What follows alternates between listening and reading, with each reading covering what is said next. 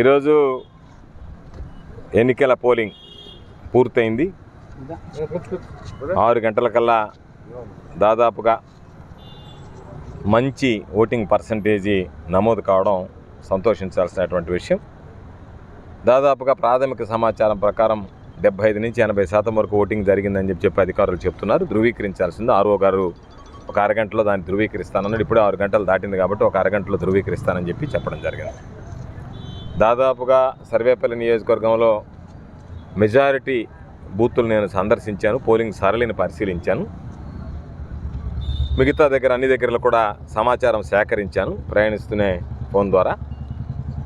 గతంలో నేను మరలా చెప్తున్నా, 2019లో వచ్చినటువంటి మెజారిటీ కన్నా భారీ మెజారిటీ వైఎస్ఆర్ కాంగ్రెస్ పార్టీకి సర్వేపల్లి నియోజకవర్గంలో రానున్నదని చెప్పి ఈరోజు స్పష్టమైంది. కాబట్టి పాపం చాలా వరకు ఎక్కడైతే ఓటింగ్ లేదో అక్కడ ఏదో ఒక విధంగా గొడవలు సృష్టించాలని రకరకాలైనటువంటి ప్రయత్నాలు చేశారు తెలుగుదేశం పార్టీకి సంబంధించినటువంటి నాయకులు. స్వయంగా అభ్యర్థి దిగాడు, అభ్యర్థికే కొన్ని దగ్గర సునగభంగం అయింది, పాపం అభ్యర్థినే దరుముకున్నారు. అటువంటి పరిస్థితులు జరిగాయి. ఈతగాలికి వెళ్తే అభ్యర్థిని దరుముకున్నటువంటి పరిస్థితి.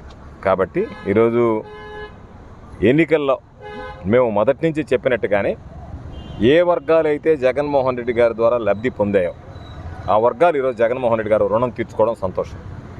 మహిళలు కానీ వృద్ధులు కానీ అధిక సంఖ్యలో ఈరోజు ఇప్పటికీ కొన్ని దగ్గర ఈవీఎంలు మొరాయించిన దగ్గర కానీ, కొన్ని దగ్గరలో ఈవీఎంలో కాస్త ఓటింగ్ జాప్యం జరిగిన దగ్గర కానీ 200 నుంచి 300 మంది మహిళలు ఈరోజు క్యూలో ఉన్నారు. ఇంకా దాన్ని బట్టి వన్ సైడ్ పోలింగ్ జరిగింది.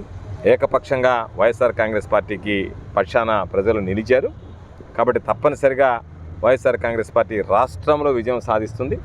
ఈ జిల్లాలో ఉన్నటువంటి పాత నెల్లూరు జిల్లాకు సంబంధించినటువంటి 10 స్థానాల్లో వైఎస్ఆర్ కాంగ్రెస్ పార్టీ గెలవబోతోంది.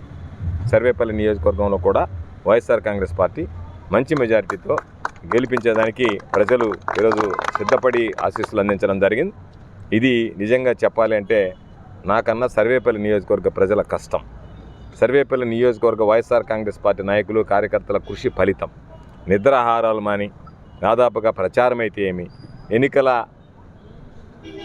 కోడ్ ఏదైతే ఎన్నికలకు సంబంధించినటువంటి షెడ్యూల్ ప్రకటించారో, కోడ్ అమల్లోకి వచ్చిందో ఆ రోజు నుంచి అన్ని రకాల, ఒక పక్క అధికారులు కాస్త ఇబ్బందులు పెడుతున్నా అన్నిటిని భరిస్తూనే, ఎక్కడ అటువంటి ఉద్రిక్తతలకు తావివ్వకుండా సజావుగా సాఫీగా జరగడానికి సహకరిస్తూ, ఎవరన్నా ప్రతిపక్షాలు రెచ్చగొట్టేటువంటి ప్రయత్నాలు చేసినా భరిస్తూ, ఓర్పుతో నేర్పుతో ఈరోజు విజయమే మన ముందున్నటువంటి ఆయుధంగా భావించి విజయాన్ని సాధించాలనేటువంటి ఆ లక్ష్యాన్ని నిర్దేశించుకొని ఈరోజు వైఎస్ఆర్ కాంగ్రెస్ పార్టీ నాయకులు కార్యకర్తలు విశేషమైనటువంటి కృషి చేశారు.